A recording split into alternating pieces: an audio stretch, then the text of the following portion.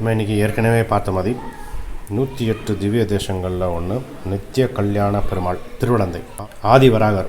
அந்த ஆதிவராகருக்கு பண்ணுற நைவேத்தியம் பிரசாதம் பார்க்க போகிறோம் இல்லையா? வீடியோ வந்து ரொம்ப ஸ்பெஷல் வீடியோ.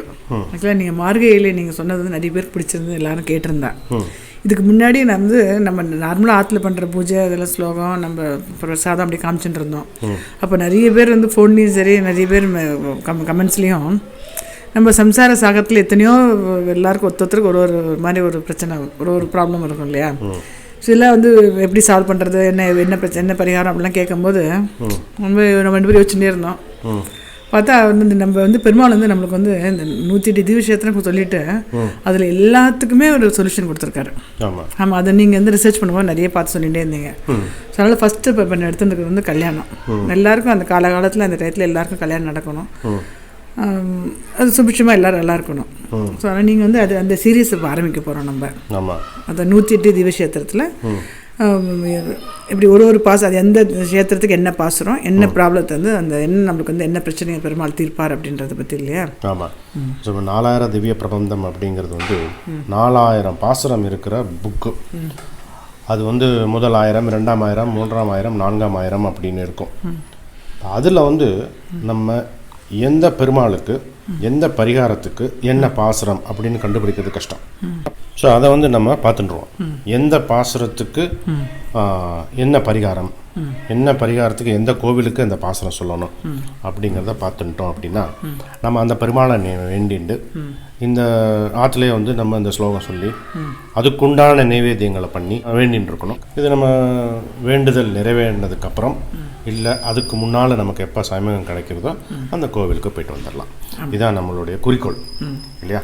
ஸோ அந்த விதத்தில் இன்றைக்கி பார்க்கும்போது கல்யாணத்துக்கு தடையெல்லாம் நீங்கி காலகாலத்தில் குழந்தைகளுக்கு கல்யாணம் நடக்கணும் அப்படிங்கிறது நம்மளுடைய ஆசை. ஸோ அதுக்கு வந்து நம்ம என்ன பண்ணலாம் அப்படின்னா இதில் 108 திவ்ய தேசத்தில் நிறைய கோவில்கள் இருக்குது. முதன்மையானது அது வந்து நித்திய கல்யாண பெருமாள் திருவிடந்தை. இந்த திருவிடந்தை அப்படிங்கிறது எங்கே இருக்குது அப்படின்னா சென்னையிலேருந்து மகாபலிபுரம் போகிற வழியில் திருவிடந்தை அப்படிங்கிற ஒரு இடம். இது வந்து 108 திவ்ய தேசங்களில் ஒன்று. இந்த திவ்ய தேசம்னா நம்ம என்னென்னு பார்த்தோம். திவ்ய தேசம் அப்படின்னா நம்ம இன்றைக்கி நினைக்கிற மாதிரி கண்ட்ரின்னு கிடையாது. தேசம் அப்படின்னா பெருமாள் இருக்கிற இடம்.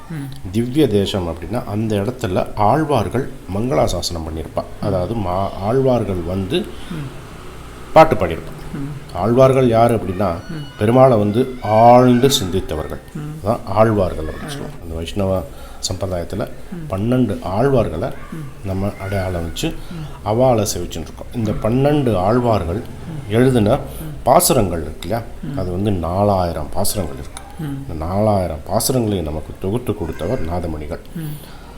இந்த 4000 பாசுரமும் நிறைய பெருமாள் பற்றி பாடியிருப்பாள். இந்த பெருமாள் திருவிடந்தை பெருமாளை பற்றி பாடினது திருமங்கை ஆழ்வார். திருமங்கை ஆழ்வார் 13 பாசுரம் இருக்கும். இந்த 4000ல் 13 பாசுரங்களில் முதன்மையானது முக்கியமானது இப்போ பார்க்க போகிற பாசுரம். நம்ம டெய்லி பாசுரம் சொல்லி சேர்க்கிறதுக்கு வந்து நம்ம நார்மலாக என்ன பிரசாதம் பண்ணுறோமோ, இல்லை வெறும் சாதம் நெய் வெள்ளம் வச்சாலும் ஓகே, இல்லை பால் பழம் வச்சாலும் ஓகே. இப்போ நம்ம வந்து ஏதாவது வேண்டிட்டு இதுமாரி கல்யாணம் ஆகணும் அப்படின்னு ஸ்பெசிஃபிக்காக வேண்டினோம் அப்படின்னா இந்த பிரசாதம் பண்ணுறது நல்லது. ரொம்ப சிம்பிளான பிரசாதம் தான். பச்சரிசி நல்லா களைஞ்சி எடுத்துட்டுருக்கேன். களைஞ்சி எடுத்து நல்லா நேரில் உடைச்சிட்டு வறுக்கலாம். இப்போ அப்பயே உடனே பண்ணுறதுனால நான் கொஞ்சம் தான் பண்ணுறதுனால இப்போ களைஞ்சி மட்டும் வச்சுட்டுருக்கேன். இந்த எந்த அளவுக்கு அரிசி எடுத்துட்டுருக்கோம்னா அந்த அளவுக்கு வந்து நாட்டு சர்க்கரை இல்லை வெள்ளை சர்க்கரை பொடி கூட எடுத்துக்கலாம் வேணா ஈக்குவலாக. அப்புறம் கொஞ்சோண்டு ஒரு கைப்பிடி அளவுக்கு முந்திரி பருப்பு, ஏலக்காய். ஆக்சுவலாக கோரைக்கிழங்குன்னு கோரைக்காய் எடுத்துப்பா கிழங்கு. ஸோ இல்லாதனால இப்போ நான் கொஞ்சோண்டு இது எடுத்துட்டுருக்கேன். இது இந்தமாரி ஆற்றுல இப்படி பண்ணால் போகிறோம். நெய் வேணும். ஆமாம், நெய் காய்ச்சிட்டுருக்கேன், நெய் வேணும். ஸோ இது வந்து வெல்லம் கூட தட்டி எடுத்துக்கலாம்ல? வெல்லம் நான் நாட்டு சர்க்கரை எடுத்துட்டுருக்கேன். வெல்லம் தட்டி எடுத்துக்கலாம், இல்லை சர்க்கரை பொடியும் எடுத்துக்கலாம், இல்லை தேன் கூட எடுத்துக்கலாம் ஆக்சுவலாக. ஓகே. இப்போ இந்த அரிசி களைஞ்சி வச்சுருக்கேன் இல்லையா, அது வறுத்துக்கிறேன். ஓகே, பார்க்கலாமா? எப்பயுமே பெருமாள் ஃபஸ்ட்டு பண்ணும்போது அந்த நெய் வந்து எல்லாமே கொஞ்சம் புதுசாக இருந்தால் நல்லாயிருக்கும். அதாவது நம்ம ஆற்றுல யூஸ் பண்ண நெய் பார்த்துக்கலாம், புதுசாக ஃபஸ்ட்டு எடுக்கிற நெய் அதான் நல்லாயிருக்கும். அதுக்காக நெய் காய்ச்சினேன், ஃப்ரெஷ் நெய் இருக்கணும். இப்போ இது வந்து நல்லா வறுத்துக்கிறேன்.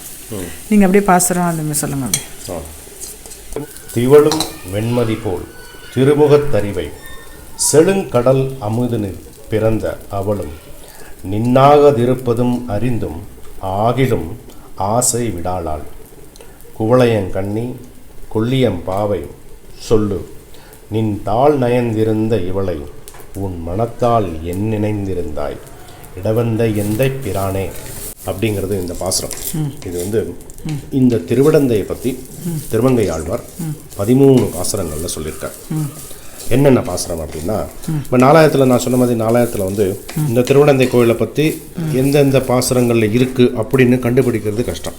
இது வந்து இந்த பழைய காலத்தில் வந்த 4000 திவ்ய பிரபந்தம் இருக்கு இல்லையா, அந்த புக்கில் கிடைக்கும்.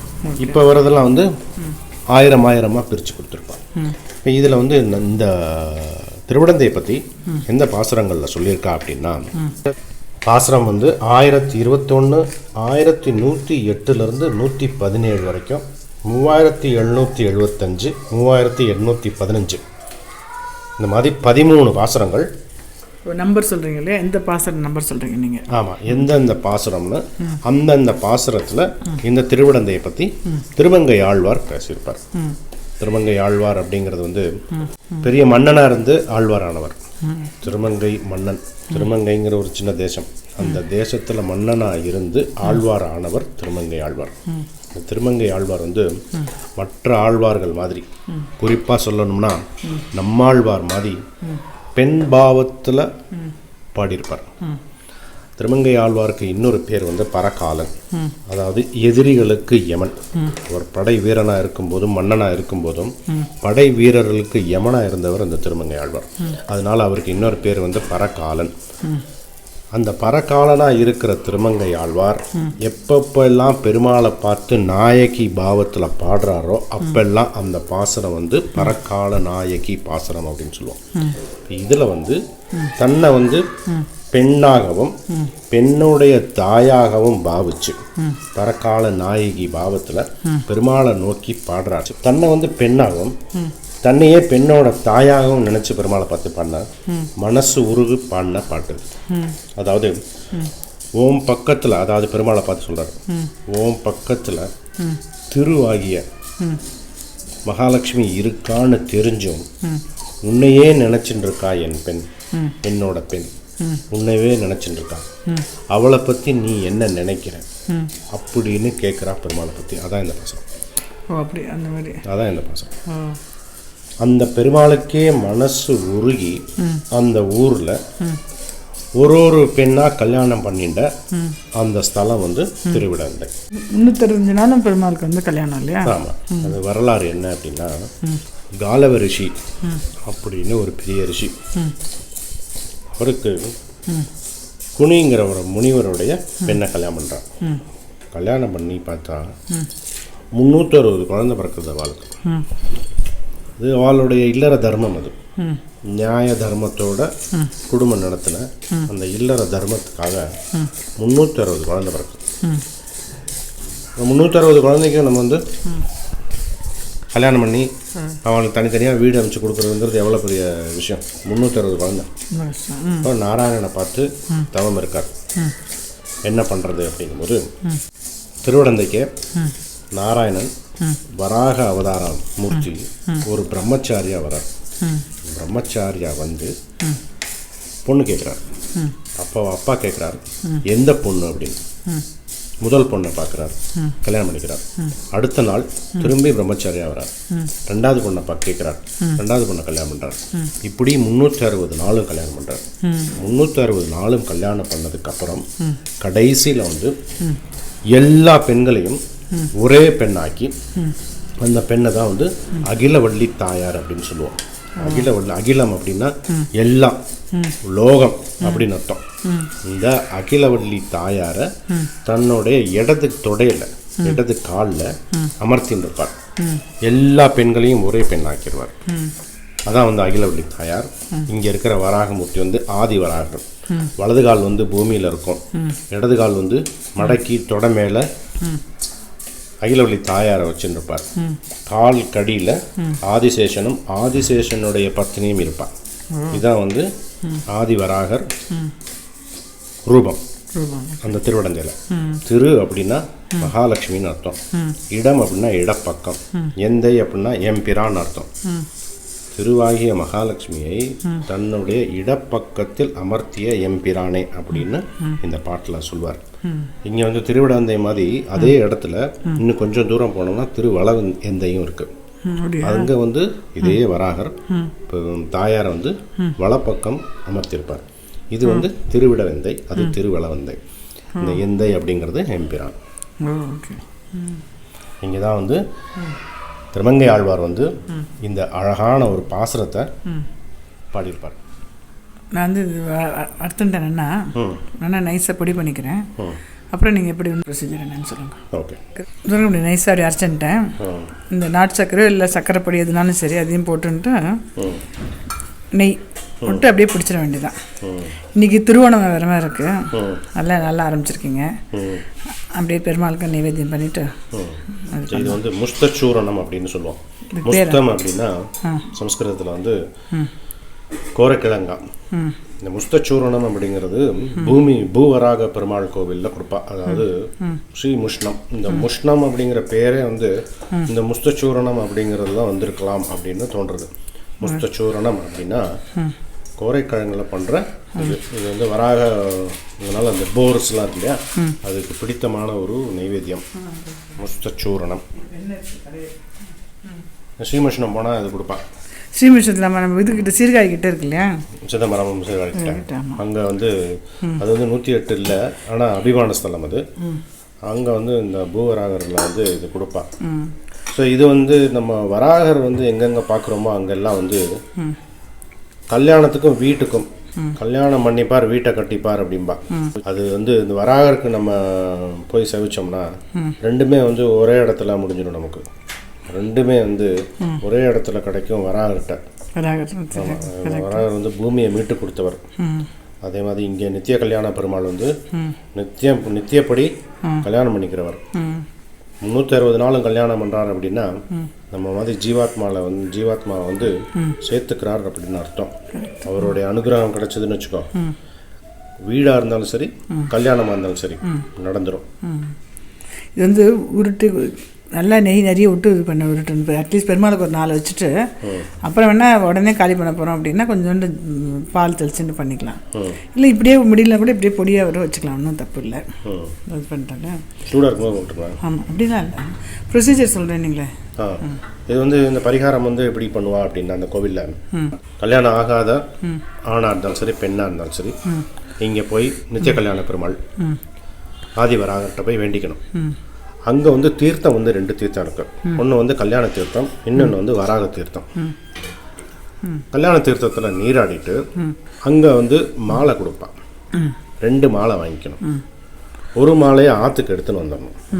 ஆற்றுக்கு எடுத்துன்னு வந்து வேண்டிட்டு கல்யாணம் ஆனதுக்கப்புறம் தம்பதியாக அந்த கோவிலில் போய் வராக பெருமாளை 9 தடவை சுற்றணும். பிரகாரத்தில் 9 தடவை சுற்றினதுக்கப்புறம் ஆற்றுலேருந்து சேவிச்ச அந்த மாலை இருக்கு இல்லையா, அதை வந்து அங்கே ஒரு புன்னை மரம் இருக்கும் அங்கே திருவிடந்தையில். அந்த புன்னை மரத்தில் அந்த மாலையை சேர்த்துடணும். இதான் வந்து ப்ரொசீஜர். இதை வந்து பண்ணணும் நம்ம. இதை வந்து ரொம்ப தள்ளி இருக்கவா வந்து போக முடியாதவா இந்த பாசுரம் இருக்கு இல்லையா, இந்த ஸ்லோகம் வந்து 1108வது ஸ்லோகம். இது வந்து 271 அப்படின்னு கொடுப்பா. 2 அப்படிங்கிறது வந்து 2ஆம் ஆயிரம், 7 அப்படிங்கிறது வந்து 7ஆம் திருமொழி, 1 அப்படிங்கிறது 7வது திருமொழியில் திருமங்கை ஆழ்வார் எழுதின முதல் பாசுரம். இது 1108. 271 இது முதல் பாசுரம். ரொம்ப அழகான பாசுரம். தமிழ் வந்து கொஞ்சம் கடினமாக இருக்கும். பிரித்து படிக்கும்போது நம்ம சொன்ன அந்த அர்த்தம் புரியும். பெருமாளை பார்த்து வேண்டிண்டு மனசு உருகுன்னு ஒரு பாடல் இது. இந்த பாடலை வந்து நம்ம படிச்சுட்டே இருந்து காரியம் நிறைவேறினதுக்கப்புறம் பெருமாளை போய் சேவிக்கலாம். சமயம் கிடைக்கும்போது இந்த பெருமாளை போய் பார்க்கலாம். ஆமாம், நான் என்ன நினைச்சேன்னா ஆற்றுலேயே டெய்லி வந்து அம்மா அப்பா வேண்டிக்கலாம். ஆனால் இந்த காலத்து பசங்களை கூப்பிட்டோன்னு வச்சுல கோயிலுக்கு வரமாட்டேன்னுவா, மாலையெல்லாம் போட்டு சுத்த மாட்டேன் அப்படிலாம் சொல்லுவாள்.